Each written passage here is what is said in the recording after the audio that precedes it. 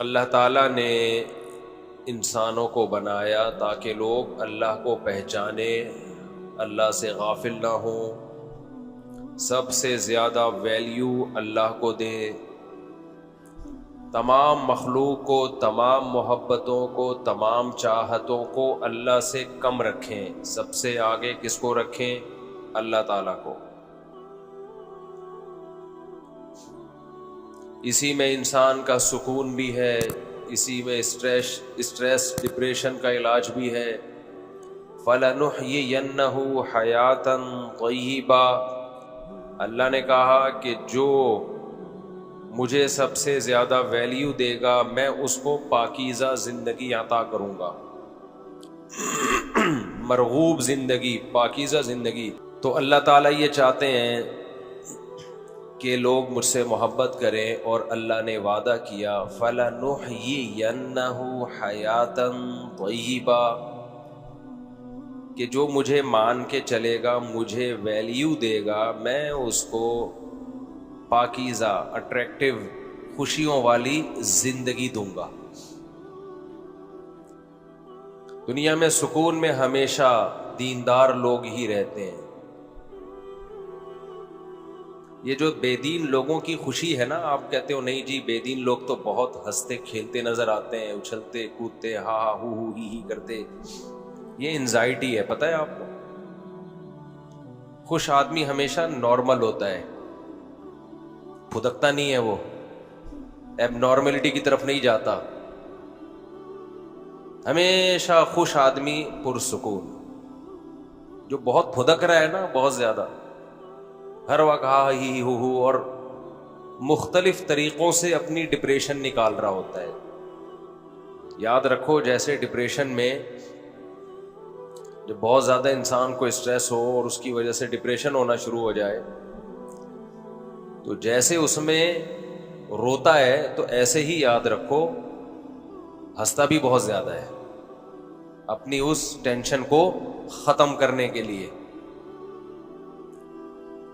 خوشیوں بھری زندگی اللہ صرف ان لوگوں کو دیتا ہے جن کے دل میں اللہ ہے۔ تو حضرت حکیم اختر صاحب رحمہ اللہ تعالی بڑی پیاری مثال دیا کرتے تھے، چونکہ یہ ان کی مثال ہے اس لیے ان کے نام سے بیان کر رہا ہوں۔ فرماتے تھے کہ دیکھو، انسان اللہ کو ناراض کر کے خوش ہونے کے اسباب اختیار کرتا ہے۔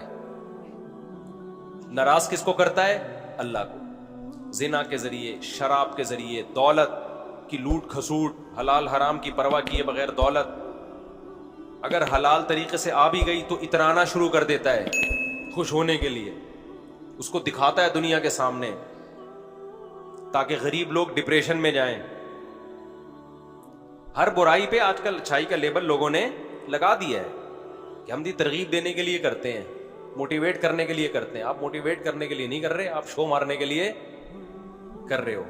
موٹیویشن کا یہ کوئی طریقہ نہیں، موٹیویشن میں تو صبر کی تلقین کی جاتی ہے۔ تو اب کیا مسئلہ ہے میرے بھائی؟ جب اللہ تعالیٰ کو ناراض کر کے انسان خوشیاں حاصل کرتا ہے، دیکھو خوشی کا محل کیا ہے؟ دل ہے نا۔ خوشی کہاں محسوس ہوتی ہے؟ بولتے کیوں نہیں؟ ہاتھوں میں، میرے ہاتھ بہت خوش ہیں، ہاتھوں میں ہوتی ہے خوشی۔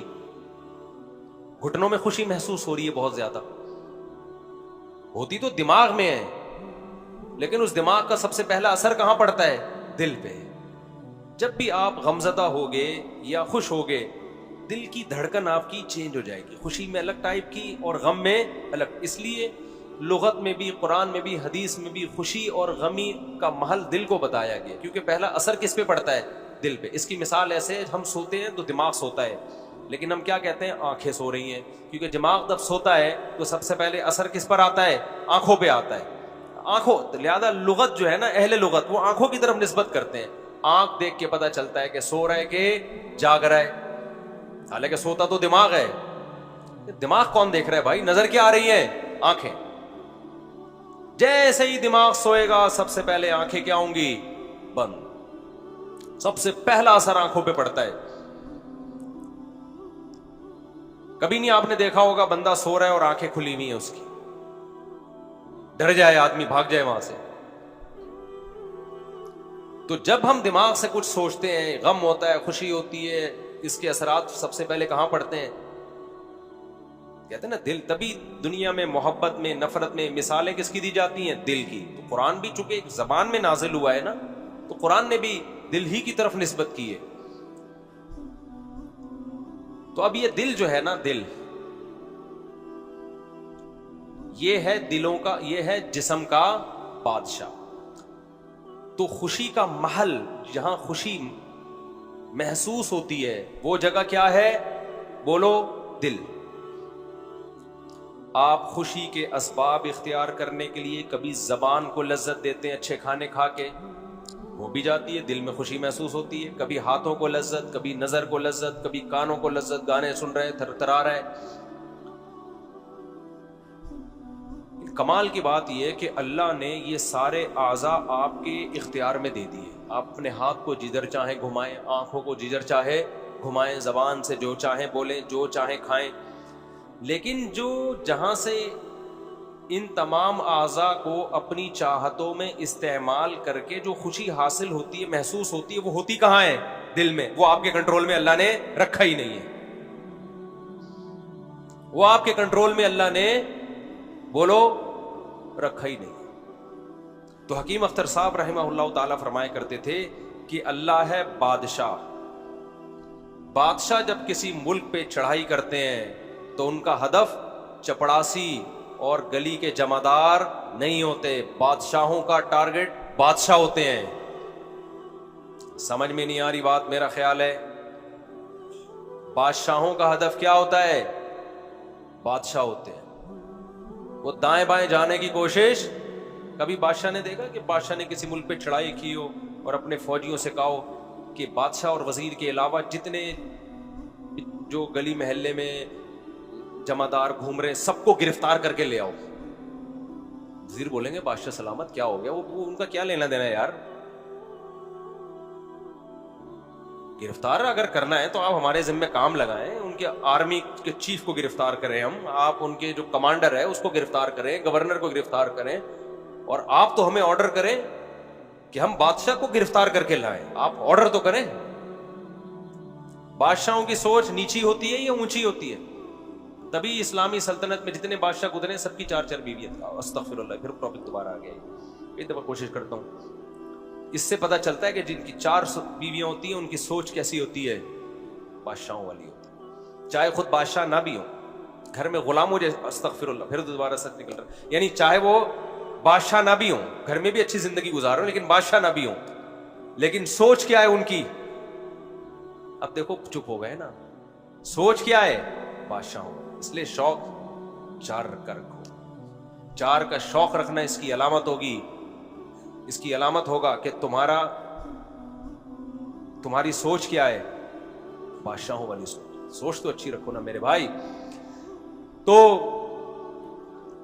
حضرت حکیم اختر صاحب فرمایا کرتے تھے کہ بادشاہ جب ملک پہ حملہ کرتا ہے تو اس کا ہدف کیا ہوتا ہے؟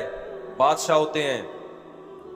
تو آپ سکون کے لیے جتنی کوششیں کر لو، اللہ جو آپ پہ اٹیک کرے گا نا، اللہ جو قبضے میں لے گا، وہ جسم کے بادشاہ دل کو قبضے میں لیتا ہے. اللہ کہتے ہیں تو خوشی اور راحتوں کے اسباب اختیار کر لے، دوں گا نہیں. کیونکہ دل کس کے کنٹرول میں ہے؟ دل میں نے. آنکھیں تیرے کنٹرول میں دے دی ہیں، ہاتھ تیرے کنٹرول میں دے دیے ہیں، دل میرے کنٹرول میں ہے. یہاں سکون آنے نہیں دوں گا. کچھ بھی کر لے، یہاں نہیں سکون آنے دوں گا میں تجھے. یہ میرے ہاتھ میں. یہاں اسی کے سکون آئے گا جو کس کو خوش کرے گا؟ اللہ کو. اس کے دل میں سکون کی بالٹیاں اللہ بھر بھر کے ڈال دیتے ہیں. فَلَنُحْيِيَنَّهُ حَيَاةً طَيِّبَةً. یہ اس آیت کا مفہوم ہے کہ ہم بہترین پاکیزہ زندگی دیں گے ان لوگوں کو جو مجھے یاد رکھیں گے، جو میری محبت کو دل میں جگہ دیں گے. تو میرے بھائی اپنی ڈکشنری سے اللہ کے سوا سب کو کیا کر دو؟ نکال دو. سب باطل ہے. جس سے محبت کرو کس کے لیے؟ اللہ کے لیے.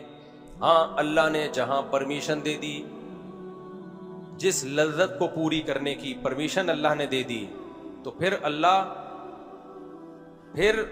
کی رضا ہے کہ اللہ چاہتے ہیں کہ میرے بندے حلال لذتوں سے فائدہ اٹھائیں. آپ کا دل چاہ رہا ہے, شدید بھوک لگ رہی ہے, نہاری کھانے کا دل چاہ رہا ہے, تو آپ کھا لو. اللہ کی طرف سے پابندی نہیں ہے, بلکہ بلا وجہ ایوائڈ کرو گے, فنٹر بننے کی کوشش کرو گے تو یہ آپ کی اپنی شریعت ہے, اللہ اس پہ آپ سے خوش نہیں ہو.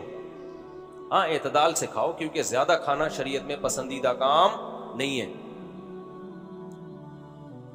تو یہ بات تو طے ہو گئی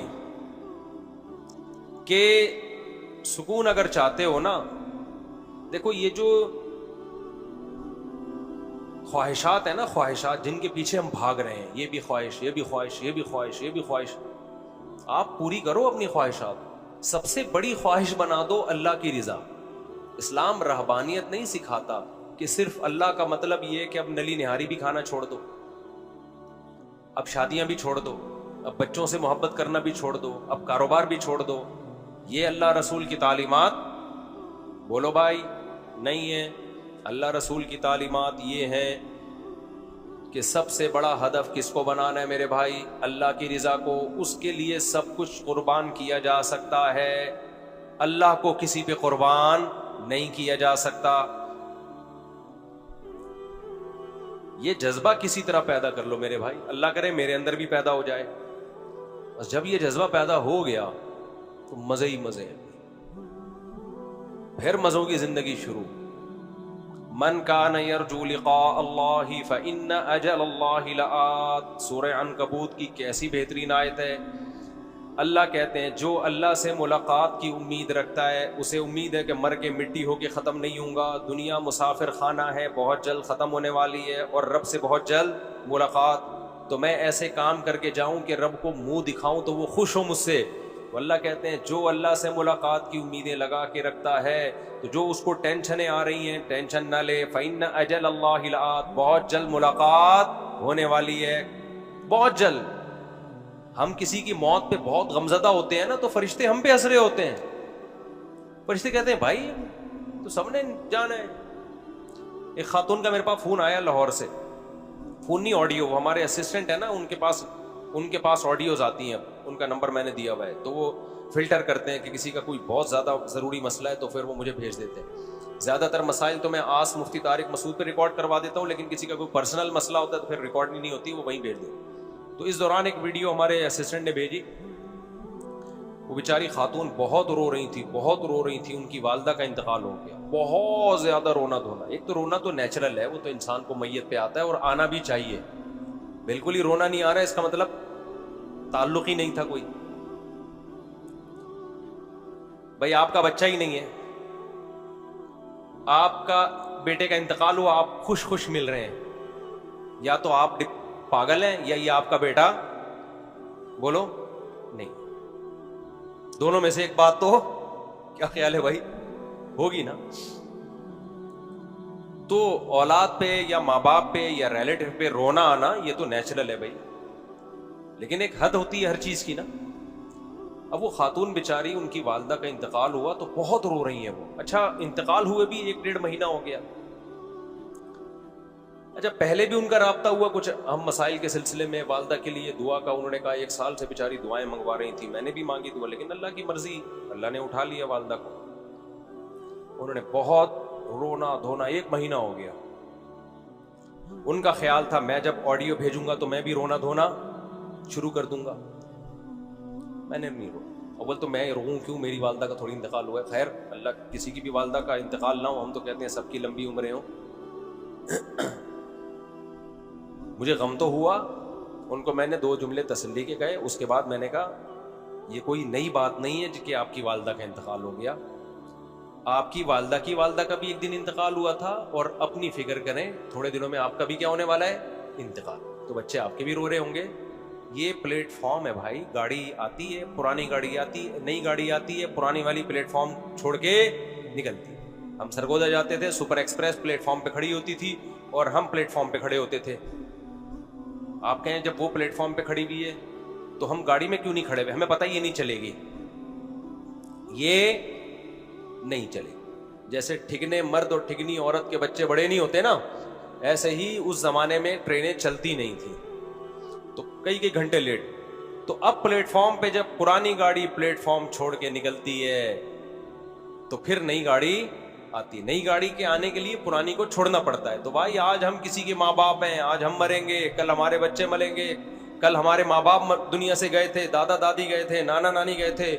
یہ تو ایک چکر لگا ہوا ہے. موت کے لیے پیدا کیا گیا ہے, زندہ رہنے کے لیے تو پیدا کیا ہی نہیں ہے. تو جس کام کے لیے پیدا کیے وہ کام نہیں ہوگا کیا؟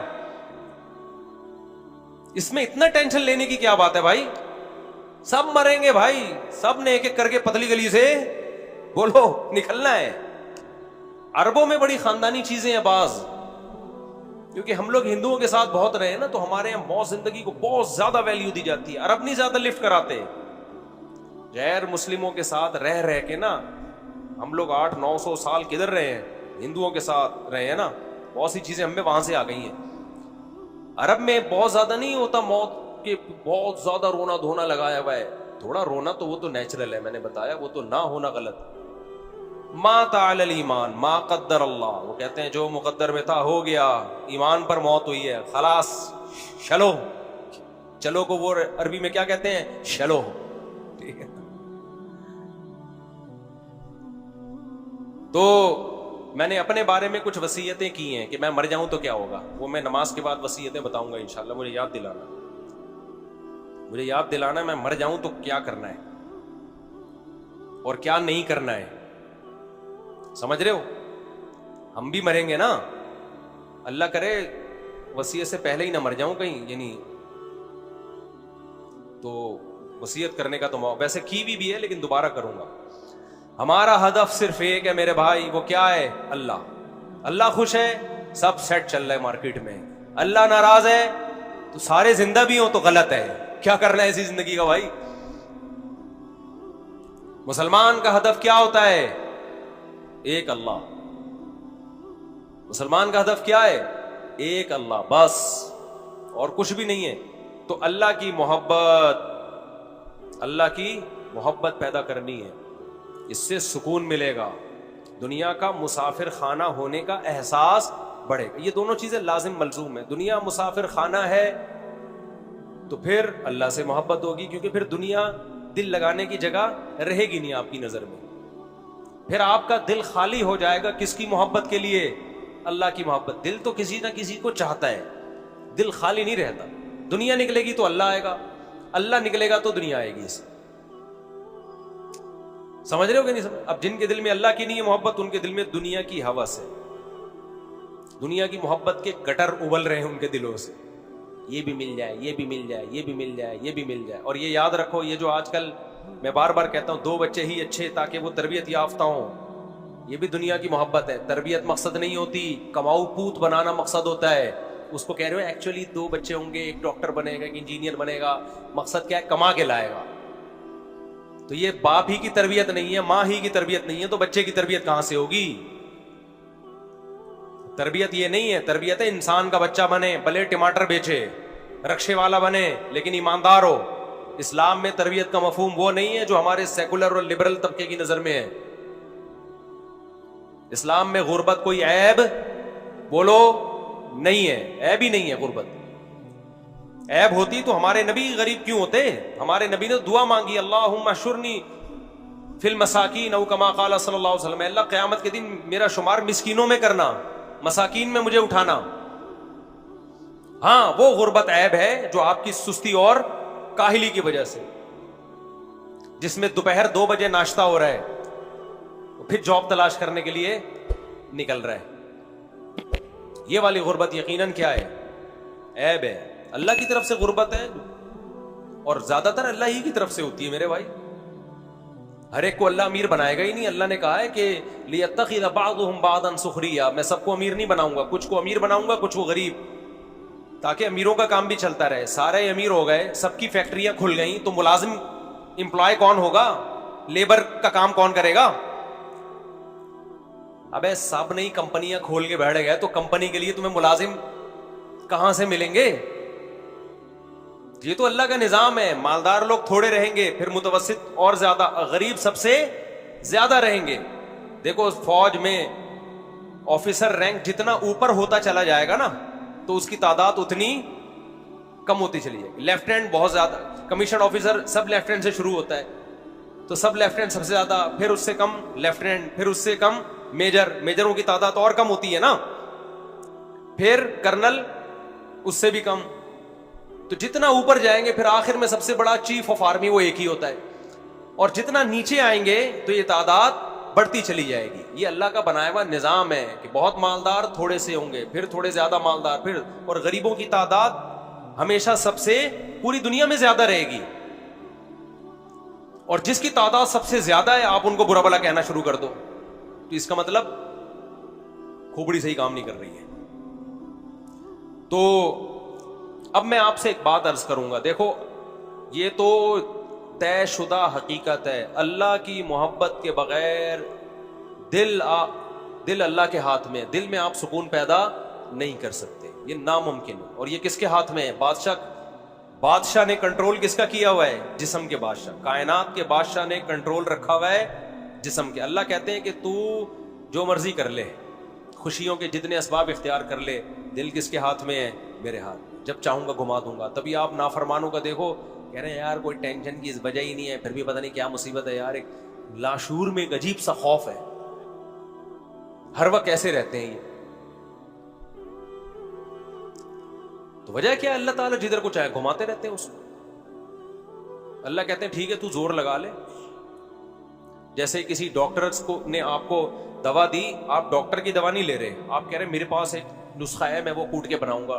अब डॉक्टर कह रहे भाई उसमें ये तेरे जो नुस्खा है ना देसी, इसमें ये नुकसानदेह चीज़ है, ये नुकसानदेह चीज़ है, डॉक्टर हकीम सब मना कर रहे हैं, आपने कहा नहीं, तो वो क्या कहेंगे? ठीक है भाई तो बिस्मिल्लाह कर, तजर्बा करके देख ले, लेकिन मरेगा तो मेरे पास नहीं आना। यही होगा कि नहीं होगा?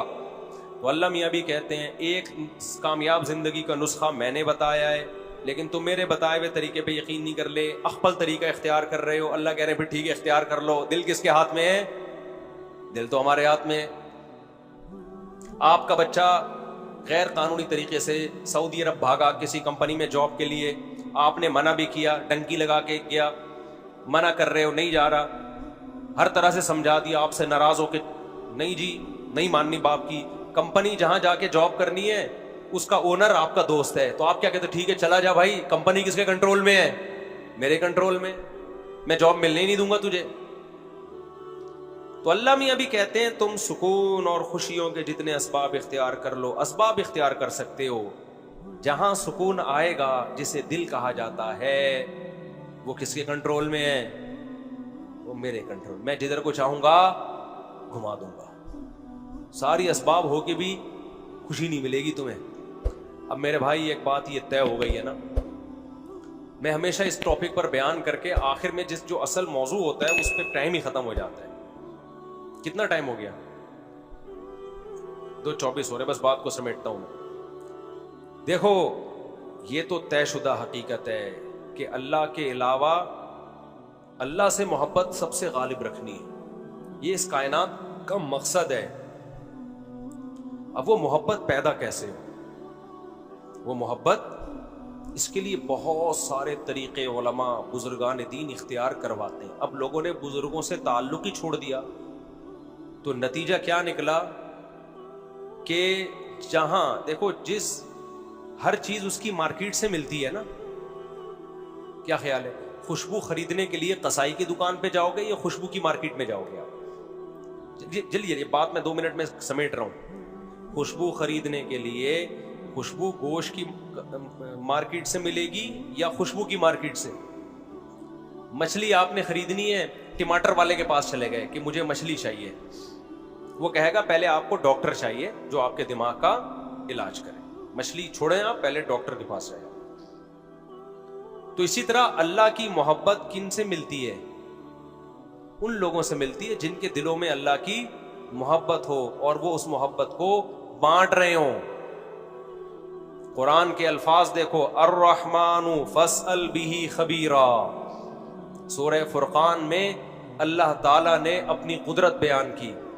अलम तरा इला रब्बिका कैफ मद्दज़िल, देखते नहीं कैसे सायों को समेटता हूँ। खलक़ मिनल माई बशरा, देखते नहीं पानी के नापाक कतरे से کیسے ایک انسان کو بناتا ہوں اور ددیال نلیال اور سسرال کا خاندان دے دیتا ہوں اس کو. پانی کو ایسی عزت دے دی, دیکھتے نہیں آسمان سے کہنے پانی کیسے پانی برساتا ہوں. وَلَقَدْ صَرَّفْنَاهُ بَيْنَهُمْ, پانی ایک جگہ برستا ہے, نہروں اور چشموں کے ذریعے پھیلتا پوری دنیا میں.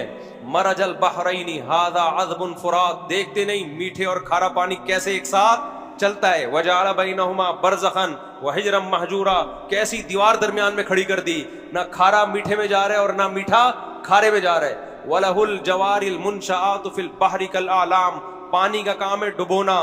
دیکھتے نہیں اتنے بڑے بڑے جہاز کتنے ٹنوں من مال لے کے سمندر کی پشت پہ تیرتے ہوئے سفر کرتے ہیں. دیکھتے نہیں اس نے تمہارے لیے کیسے اولاد کو پیدا کیا. دیکھتے نہیں انظروا الی ثمرہ اذا اثمر, دیکھتے نہیں انار کو کیسے دانے اس میں نکلتے ہیں, گوبر پانی اور مٹی کے ملاپ سے کیسا خوشنما درخت بنتا ہے اور کیسا خوبصورت پھل. اللہ اپنی قدرت بیان کرتے کرتے کہتے ہیں الرحمن, رحمان کے بارے میں اگر تم نے پوچھنا ہے سائنسدانوں سے مت پوچھو, وہ انار میں الجھا دیں گے, وہ دودھ میں الجھا دیں گے, وہ بارش کے پروسیس میں الجھا دیں گے, وہ تمہیں مادی چیزوں میں الجھا دیں گے. رحمان کے بارے میں اگر تم نے پوچھنا ہے فاسأل بہ خبیرا, باخبر سے پوچھو جو رحمان کی محبت اور اس کی معرفت کو جانتا ہو. وہ اللہ والے تمہیں بتائیں گے, وہ لمس یونیورسٹی کے پروفیسر نہیں بتائیں گے تمہیں. لمس یونیورسٹی کا میڈیکل سائنس کا پروفیسر دودھ پہ رپورٹ پیش کر دے گا آپ کے سامنے کہ دودھ ایسا ہے, لیکن جو رحمان کو جانتا ہے وہ دودھ سے دودھ بنانے والے تک پہنچے گا. ان لکم فی الانعام العبرہ کی آیتیں پڑھے گا, تمہارے لیے ان جانوروں میں عبرت کا سامان. نسقیکم مما فی بطونہ من بین فرث ودم لبنا خالصا سائغا للشاربین, دیکھو ان جانوروں کو سوکھا چارہ کھلاتا ہوں, کیسا چکنا گاڑا دودھ تمہارا رب ان سے پیدا کرتا ہے جو تمہارے حلق میں پھسلتا چلا جاتا ہے. ڈاکٹر نہیں بتائے گا رحمان کے بارے میں, ڈاکٹر دودھ کے بارے میں رپورٹ پیش کر دے گا کہ سوکھے چارے سے دودھ کیسے بنتا ہے. آپ کو اللہ والے بتائیں گے کہ جس نے سوکھے چارے سے دودھ پیدا کیا وہ کیسا طاقتور اور صاحب کمال بادشاہ ہے, اور کیسا اپنے بندوں پر احسان کرنے والا بادشاہ ہے. دودھ تو صبح و شام پی رہے ہو, دودھ پلانے والے سے محبت کیوں نہیں کر رہے؟ اس کے کہنے پہ حی علی الصلاح جب وہ اذان کہلواتا ہے مسجد میں سجدہ کرنے کے لیے کیوں نہیں آتے؟ اس کے کہنے پہ نظر کی حفاظت کیوں نہیں کرتے؟ اس کے کہنے پر ماں باپ کے سامنے ماں باپ کی کڑوی کسیلی کو برداشت کیوں نہیں کرتے؟ تو یہ باتیں تمہیں ڈاکٹر انجینئر پروفیسر نہیں بتائیں گے, یہ باتیں تمہیں کون بتائے گا؟ وہ بتائے گا جو رحمان کو پہلے سے جانتا ہو, جو اس کے دل میں رحمان کی محبت ہو. تبھی اللہ کہتے ہیں الرحمن فاسأل بہ خبیرا, رحمان کے بارے میں پوچھنا ہے سائنسدانوں سے مت پوچھو, سیاست دانوں سے مت پوچھو. رحمان کا انٹروڈکشن وہ کروائیں گے جو رحمان کو جانتے ہیں. نہیں آ رہی میرا خیال ہے بات سمجھ میں؟ اس لیے حضرت حکیم اختر صاحب رحمہ اللہ فرمایا کرتے تھے کہ خوشبو ملے گی عطر کی مارکیٹ میں, گوشت ملے گا گوشت کی مارکیٹ میں, اللہ کہاں ملے گا؟ اللہ والوں کی مارکیٹ میں ملے گا. تبھی ہم کہتے ہیں تبلیغ میں وقت لگایا کرو, 4 مہینے لگاؤ تبلیغ میں. لوگ کہتے ہیں ہم نے وقت لگایا میں تو کچھ آیا ہی نہیں. مسائل نہیں آئیں گے تمہیں تبلیغ میں, وہ علماء کے پاس بیٹھنے سے آئیں گے, لیکن جب صبح و شام اللہ کی باتیں سنو گے, اللہ سے ہوتا ہے, اللہ کے غیر سے نہیں ہوتا, دین کے ماحول میں جڑو گے تو اللہ کی محبت آئے گی. سمجھتے ہو کہ نہیں سمجھتے ہو؟ خانقاہوں میں اللہ والوں کے پاس جایا کرو, بزرگوں سے تعلق قائم کیا کرو, وہاں تمہیں کیا ملے گا؟ اللہ ملے گا. نفرت والی تقریریں سنو گے تو نفرت ہی پیدا ہوگی. فلانا ایسا ہے تو ڈمکانا ایسا ہے, تو آج دیکھو نا یوٹیوب پہ ایک تماشا مچا ہوا ہے, وہ اس کے خلاف, وہ اس کے خلاف, وہ اس کے خلاف, اور جو سب کے خلاف ہے وہ کہتا ہے میں کسی کے خلاف نہیں, حالانکہ وہ سب کے خلاف. تو سب ایک دوسرے کے خلاف ٹانگیں کھینچنے میں, وہ نواز شریف اور شہباز شریف اور پی ٹی آئی اور عمران خان اور آرمی چیف, ان مذہبی اسکالر سے نکلو تو سیاستوں میں جھگڑتا ہے, زبان ہی گندی ہو جاتی ہے. وہ چور ہے تو وہ فلانا ہے تو وہ ڈمکانا ہے. وہ بھائی جو ہے وہ آپ کے کہنے سے چینج. اپنے منہ کو کیوں گندا کر رہے ہو یار؟ اور یاد رکھو جن کو ہم بہت غلط سمجھ رہے ہوتے ہیں ضروری نہیں کہ وہ اتنے غلط ہو جتنے آپ سمجھ رہے ہیں. ہمیں تو جسے ٹھڑک ہوگی اس سے بدترین دنیا میں کوئی ہے نہیں, اور جس سے ہمیں عقیدت ہوگی اس سے نیک دنیا میں کوئی ہے نہیں. یہ تو ہم خود غلو کا شکار ہیں. میں بار بار کہتا ہوں جس سیاستدان کو آپ بہت برا سمجھ رہے ہو اتنا برا نہیں سمجھو, تھوڑا سا کم سمجھ لو بس. اور جس کو بہت اچھا سمجھ رہے ہو اس کو بھی تھوڑا سا کم اچھا سمجھنا. بہت اچھا ہے لیکن اتنا نہیں جتنا آپ بولتے. کیوں نہیں بھائی؟ جس سیاستدان کو آپ بہت برا سمجھ رہے ہو ہوگا برا, اتنا نہیں جتنا آپ سمجھ رہے. جس کو بہت اچھا سمجھ رہے ہو ہوگا بہت اچھا، اتنا نہیں جتنا آپ نے سمجھنا شروع کر. اعتدال میں لے کر آؤ میرے بھائی. ہمارے مسائل یہ نہیں ہیں، اصل ہمارے مسائل کیا ہیں؟ کچھ اور ہیں. ہاں جب ووٹ دینے جانا ہو تو پھر تحقیق کرو، اس کے بعد جس کو سمجھ میں آتا ہے ووٹ دے دو. ہر وقت کرنے کی ضرورت کیا ہے منفی باتیں؟ جب ہر وقت نیگیٹو باتیں کرتا ہے تو اللہ دل سے کیا ہو جاتا ہے؟ اللہ دیکھو جو بادشاہ لوگ ہیں وہ غلط جگہ پہ جائیں گے. بادشاہ جب علاقے میں کوئی سیاسی لیڈر بلایا جاتا ہے نا، علاقے کو صاف کروایا جاتا ہے، پھر آتے ہیں وہ لیڈر، گندے نالے بہ رہے ہوں، سیاسی لیڈر بھی نہیں آتا. تو اللہ بھی اس دل میں آتا ہے جو صاف ستھرا دل ہو. گٹر ابلنے والے دلوں میں اللہ جگہ نہیں بناتا. اللہ ہمیں سمجھنے کی، عمل کی توفیق عطا فرمائے.